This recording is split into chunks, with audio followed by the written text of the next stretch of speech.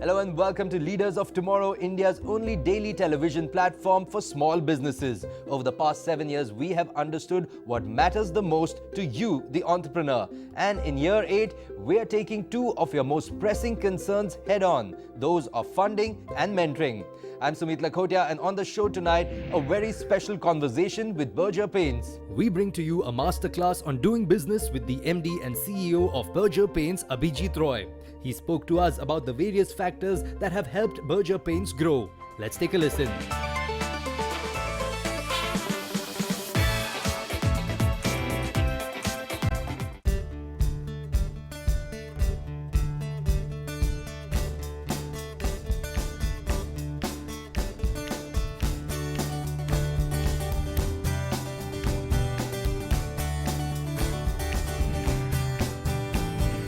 Abhijit, so good having you here on the show on Leaders of Tomorrow on this masterclass on doing business for small entrepreneurs, and it's particularly exciting to someone to talk to someone who's based in the east of the country, talking to entrepreneurs who are based here, but not necessarily in this zone, because we speak to so few large businesses like yourself doing pan-India work, doing global work, which are based out of this region, unfortunately. I want to kickstart today's interview by talking about the fact that you took over in 2012, and since then we've seen the company growing almost 3-4 times in this very short span of time. What's that been like? What has been that one factor that's possibly driven you and driven this kind of growth and helped you grow this much? Yeah, when I took over in 2012, at that point of time the company was still doing well, but we were having a profitability ratio which was quite low, and in terms of innovation, our presence was not so great in the Indian industry, in the paint industry as such. So once we took over, and after that, what I did first was try to streamline the team. The team needed to be strengthened a little bit, which is very, very important. So recruitment was done in a different manner slightly. I started participating in recruiting even the sales officers, so that the quality of sales officers improves in that team. Then as far as managers are concerned, there also I spent considerable time choosing the right kind of people, ensuring that the team believes that we can do better, we can innovate. We can actually we may not be able to become number one, but in thoughts and ideas we can become number one. Sure. So that was the change which we tried to bring in. The other thing which we did was strengthen the R&D, because that was very important. If we had to innovate, then obviously the R&D has to be strong. Without a strong R&D, it is difficult to come out with products which are innovative and which serves the purpose of consumers. So once that was done, we started on a journey of innovation, which is what probably that has helped us to grow revenues, but much more importantly to grow the operating profit much more significantly. Sure. And as a result of that, when I had taken over, the market cap of the company was about 3,000 crores. Today it is at 56,000 crores. So that's a massive jump which has happened in this period of 7 years, more than 18 times, and in terms of, if you look at it, largely driven by these innovations. I will devote some part of this interview, of course, to talking about innovation in the paints industry. But I first want to talk about the fact that, what in these 8-9 years perhaps have been the biggest trends that you've seen when it comes to the paint market. How has it changed? What have been the biggest changes? So a few things changed quite dramatically that way. One is the fact that there has been a movement towards more premium products. Sure. Earlier, it was much more basic stuff. The number of segments which were available, or rather, the companies are also playing on limited segments, and gradually we started breaking up, and catering to different types of segments of consumers, segmenting them properly and trying to target them. And each company came out with different types of products. It's a very fiercely competitive industry. Not only the existing all players who are present, there are many newcomers who are also coming in. So you need to constantly be on your toes, innovate, to separate yourself out from the bunch. So as a result of that, this shift has happened more towards the premium products. There was cement paint which was very prevalent. There was a company called Snowsem in those days which used to have a significant stake in the exterior coating market, and they were almost like a leader. And in interiors it used to be primarily distemper which used to sell, and some amount of high-end emulsions. But over the time this has migrated upwards.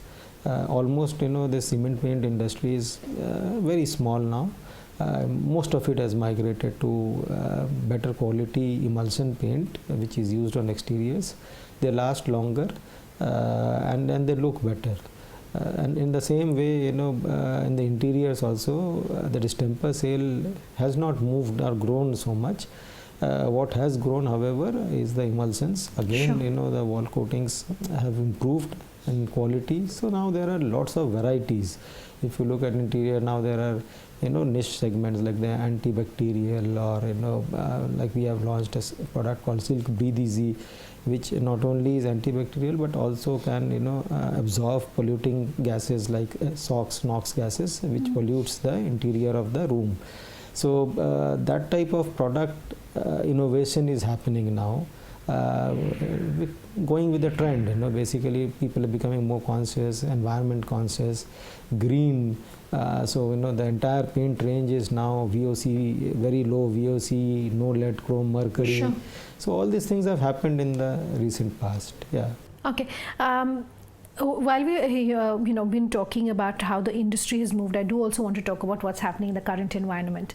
And on this masterclass on doing business, address the fact that the economy perhaps is not in the best position that it was in, and particularly for the past 2 or 3 years, there's been quite some concern in terms of the macroeconomy. And one of the industries that does get hit, of course, is what is the paints industry, perhaps.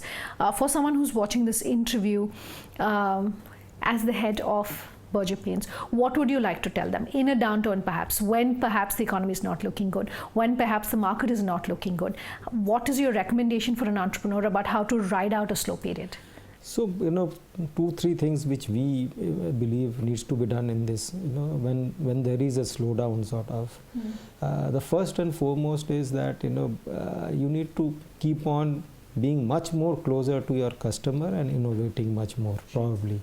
The tendency is that we will not introduce any new product because this is a slowdown period. I believe that you should do the reverse. Okay. And even in the case of demonetization, in that particular period in November, we had introduced 3 new products into the market, and all of them did very well, in fact. And now also we have introduced about 5 products, new ones, in this last 3 months, and we think that that is something which excites the population. They may be otherwise not taking some other product. If you look at the car industry, for example, you will find that Kia and MG is selling and they are completely booked, whereas some of the other people are struggling for sales, right? So anything which is new and different and innovative, at this slowdown period, at least that starts moving. And hence your innovation exercise should actually be strengthened rather than you are trying to walk off from it. Sure. The second part of it obviously is to have a control on the cost. Wherever it is unnecessary expenses going on, that you need to clamp down on that strongly. Look at that so that you are saving enough so that the engine of innovation, the engine of advertisement and branding, which needs to be maintained in these periods, people also tend to cut off the advertisement in a little bit. Yeah, that's the easiest thing to do. You just cut up, let's reduce. We have maintained, and in fact, there's been no cut down in terms of advertisement as such. Because we believe that this is the time when you can actually get much more visibility, because other people are reducing, so you have a chance of getting better visibility on air, and hence probably going closer to the customer. So it's you have to ride it out. You have to also keep your team motivated. Okay. Speaking of possibly, some sort of dampening in discretionary spends, you're saying you as a company haven't looked at cutting back on your branding or your advertisement expenses.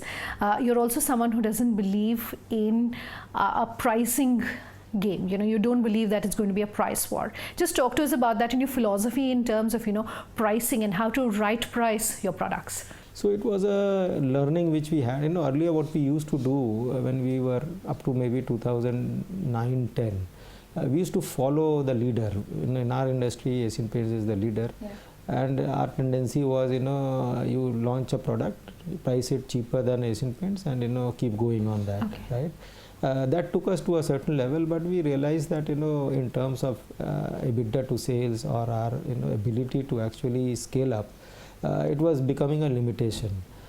So instead of following, we started innovating. Sure. We started talking to consumers, understanding what their requirements were, and giving products which probably fitted that requirement, which was not available in the market, and which we can develop and give to the customer. As a result of that, we realized that this is even better than the cost strategy, right? The cost strategy is always available, but as a leader, the leader always has an advantage in cost, because it's buying in bulk, its productivity is high, its scale impact is much higher. So to compete on cost is a difficult exercise, unless you really scale up very fast. It will be difficult to take them on in cost, and they can always beat you down. Sure. So instead of doing that, it is much better to go for a product differentiation type of a strategy, which is what we adapted, and which is what has been our mainstay so far.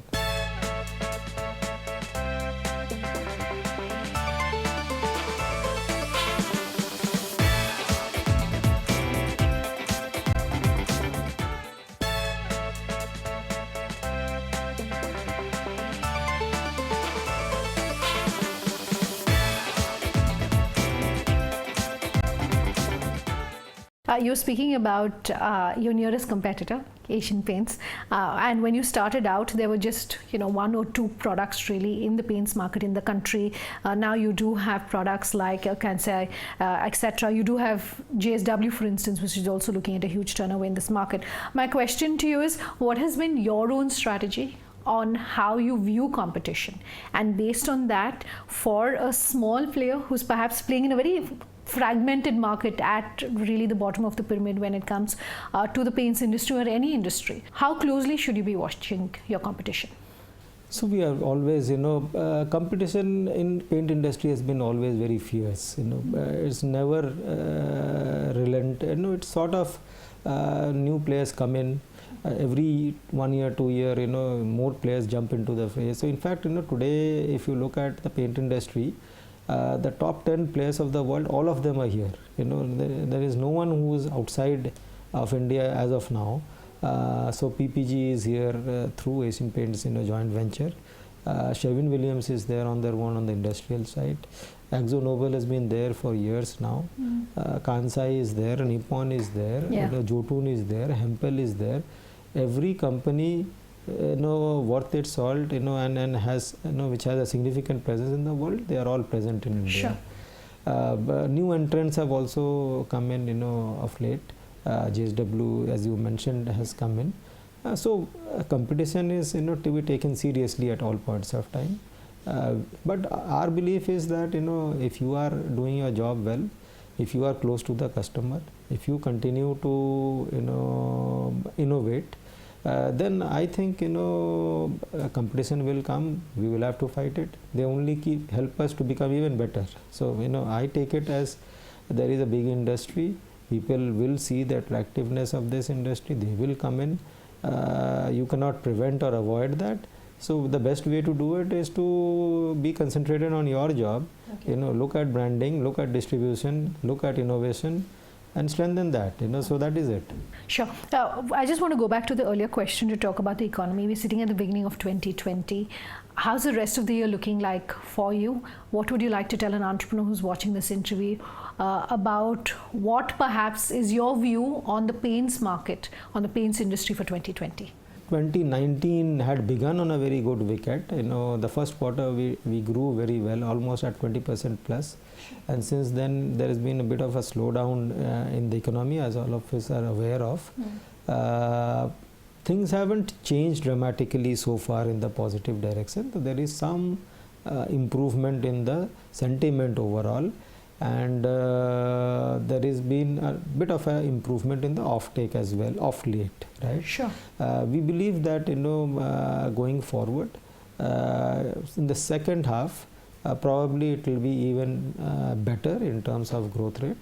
There has been a lot of actions which have been taken by the government.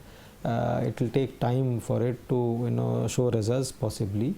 It is expected that this time the crops will be very good, especially the Rabi crops, because of the good rainfall, and hence when the harvesting happens in the month of April, etc., when the money comes in, that time we expect that the offtake will improve considerably. Sure. Probably we'll see an uptick in demand for most consumer products at that point of time. Okay, so that's very good news then, that you're expecting an uptick Yeah. in demand for 2020. Right. And that's definitely good news for an entrepreneur who's in your industry. I want to talk the big picture when it comes to innovation, when it comes to branding, and your own strategy towards that. Right. First and foremost, you did speak in length, in depth about what innovation and what trends really the paints industry has taken.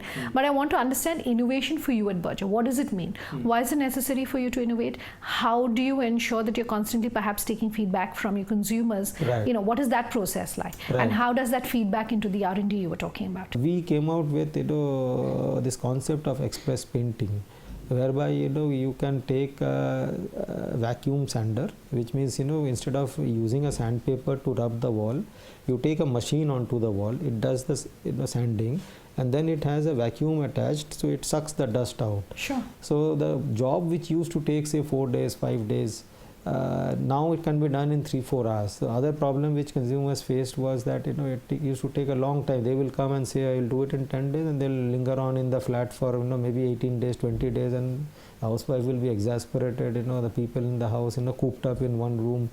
So it's a difficult exercise. Okay. So this particular thing we called it faster, cleaner, better, Berger Express Painting, and we advertised it on television, in the digital media. Huge amount of response from consumers, primarily because they felt that here the company was taking this, and not only that, they were doing it with automatic machines. They were taking the full responsibility of execution of the job. We were giving a 1-year warranty after doing the job as well. We trained a large number of painters, more than 5,000 painters across the country. They purchased these equipments. We set up 26 training centers across the country to do this job.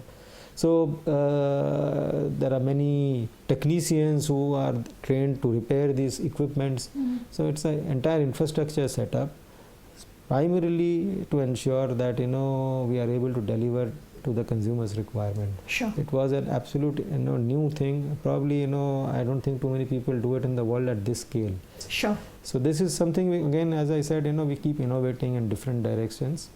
So you were talking about innovation. I do want to talk also about branding, and while you've spoken about it extensively, I do want to understand how you've identified what it is you want to stand for as a brand, and how you communicate that.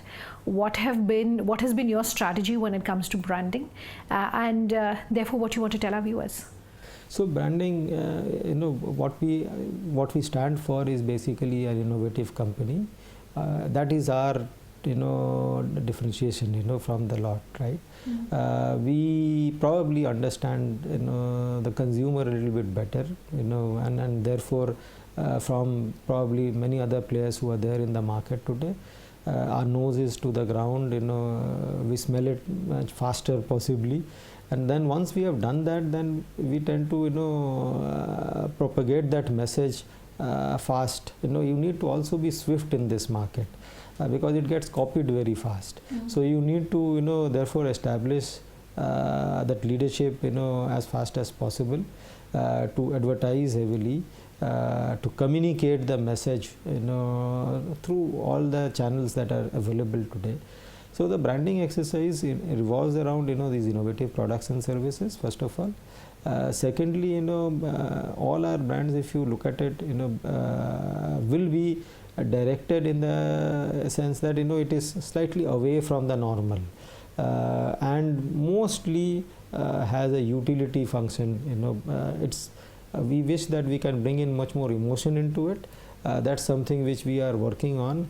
That how do we bring more, but as of now, since it is having these differentiations which are very strongly visible, we project that in terms of the branding exercise. Okay, so for a brand which is in the paints market, then what should a good branding strategy look like? All branding has to have a combination of rationality with emotion, right? Okay. It depends on the weightages what you want to bring in, right? Sometimes you have strongly emotional ads and a little bit of rational thing tied in, and sometimes it's the reverse. In our case, it is more towards the rational side. Unemotional is there, but the benefit out of that rational thing is the emotion, right? Sure. So that's what we have been doing so far. There is a possibility of moving more towards the emotional side, which we are looking at. Okay. Yeah. All right. So then my last question to you, Abhijit, if you can leave us with anything in the short term that is particularly exciting you, whether it's doing business at Berger, or the way the market is really panning out. What do you want to leave us with? So we are number 2, but poised for good growth. We are currently in the number 14 in the world in ranking in the paint industry. The short term objective is to move to the top 10 in the world in the paint industry. That's what we are looking at, and improving our standing in the domestic paint market further, going closer to the leader. That's what has been driving us so far. The most important, however, driving force has been this excitement with different types of innovations which we do. The thought leadership, which I think these days there are some products where the leader has copied us actually. So that makes us happier that we've been able to think through and innovate. Okay. Yeah. Fantastic. Thanks for your time here on the show, Abhijit. Thank you. Thank you. That's all the time that we have tonight on this episode of Leaders of Tomorrow. But if you have any feedback for us, here's how you can get in touch. Our contact details will be up on your screen in just a moment. Do get in touch. We love hearing from you. Thank you so much for watching and have a good night.